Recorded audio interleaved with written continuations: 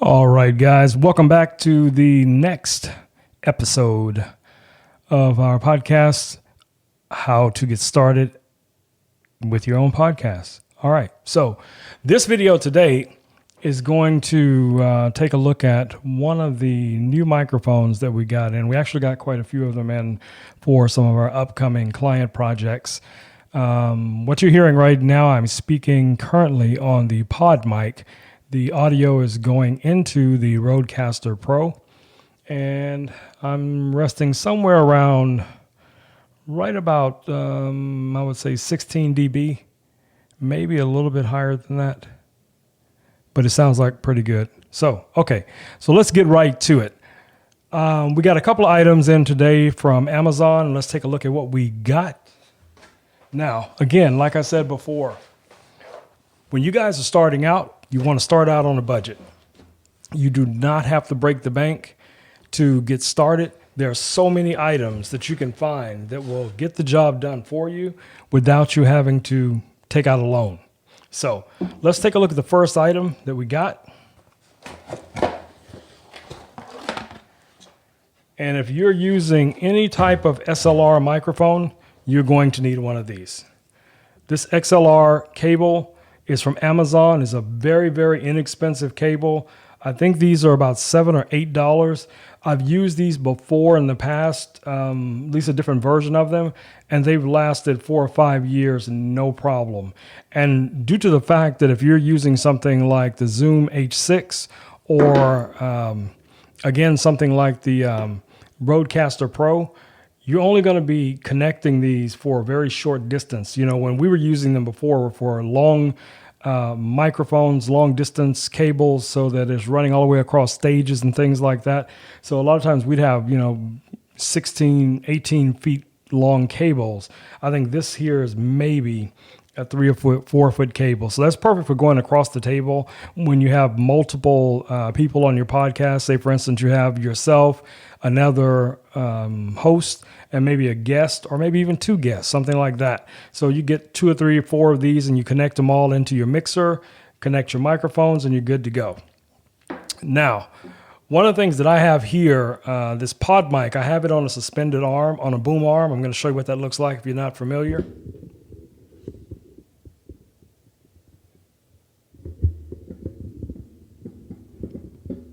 So as you can see there, I have the microphone on a boom arm, and I have it placed, I would say roughly about a fist away from my mouth. So I'm speaking pretty clearly directly into the microphone. Now you can, we'll get to a couple of videos when we talk about mic technique. Many times you want to not completely eat the microphone, but at the same time you want to be close enough to these condenser mics that you get a really good strong signal. Okay, so the second thing that we got today was a simple mic stand. Now I only ordered one of these because I wasn't sure if this specific one was going to be good enough for what I'm trying to do, but I wanted to give it a shot, and I'll show you everything that comes in the box. Yeah, I'm sure you guys hear all that rattling. So one of the things that come with it is one of your traditional microphone mounts. And this is the type that you would use when you see like a lot of stage microphones, people at conferences or something like that. The microphone just slides right in here, and that's pretty much it. It just holds the microphone in place. If it's on a little mic stand, you're good to go. So this comes in the box with this mic stand that we ordered from, again, Amazon. So one of the other things that come with it is the actual microphone stand itself. And these are, if I'm not mistaken, let's see how this one works. Don't want to be assuming. So you can tighten it down, and then you can loosen this up, I believe, and then you can extend it. As you see there, you can extend it as long as you need it to be. So if this was sitting down, then it's going to be higher than what the camera is showing, but it just gives you an idea depending on how high or tall you need your microphone to be. So that's a good start. Now the base itself, I am somewhat impressed with that because this bass is, man, this thing is heavy. You could literally knock someone out with this bass. And, you know, I mean, it's not bad. You know, it's metal. It has the little rubber feet at the bottom, so that will keep it from sliding around on the desk. That's always a good thing. And then the only thing that you do here is that you just screw this down like so into the base of it. Eventually, we'll get there. Okay, so yeah, that's pretty good. Yeah, yeah, it's good. So I don't feel like this would slide around the table unnecessarily, but depending on the weight of the microphone that you're using, you know, you may want to use some additional weights just to try and hold it down. Because if you're using something like a pod mic, then this won't be an issue because the mic is so condensed and small. So, you know, it would basically fit right on here. So the other item that we have to unbox today, let's push this over to the side. Okay, this is the Rode Procaster.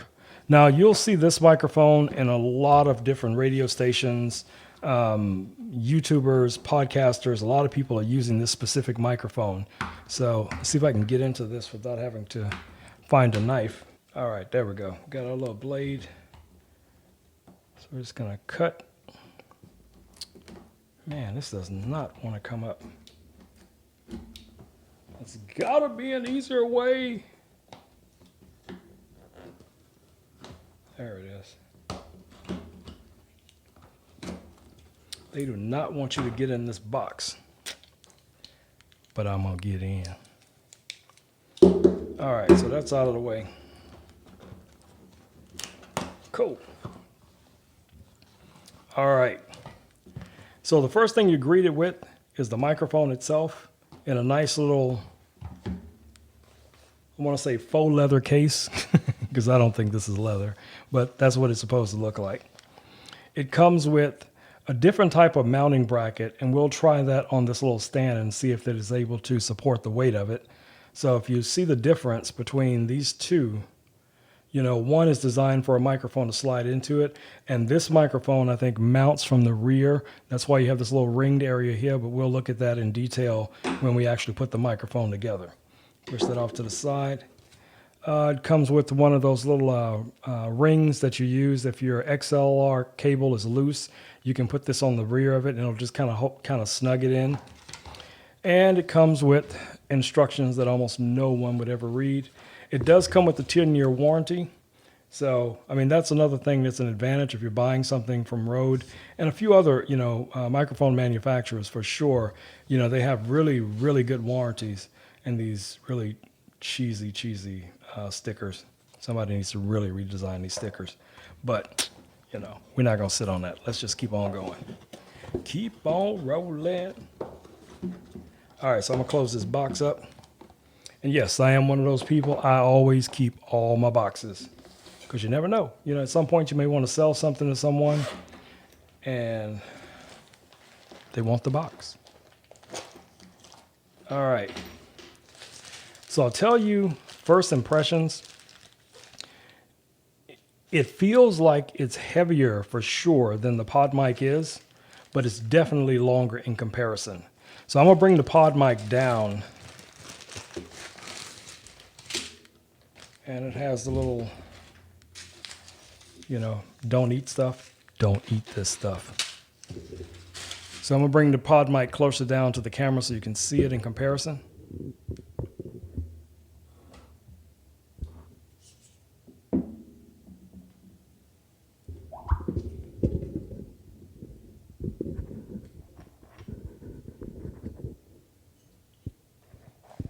So I don't know how well you can see that. Sorry about this sound, guys.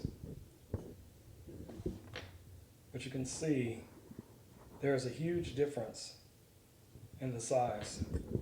As you can see, there's a huge difference in the size of this microphone. All right, so let me get this locked back in place. Sorry about this noise. Whoop, there we go. Put the pin jammer back on there. Okay. So like I said before, it comes in this little leather pouch, which is cool. If you're transporting these around a lot, that could come in handy, but usually what we do is that we'll have Pelican cases that will keep the microphones in one case with the cables and then possibly the stands, and then the mixer or other electronics like the mixer would be in a separate case. Okay, so this little part right here, I believe screws right off. That's what it looks like. So that's exactly what I'm going to do. And no, I did not read the instructions. So it looks like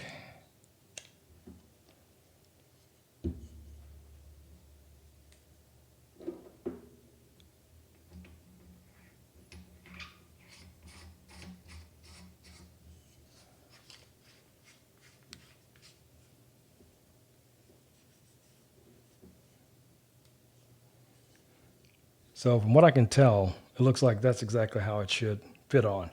I could be wrong. I'll look at it more in detail.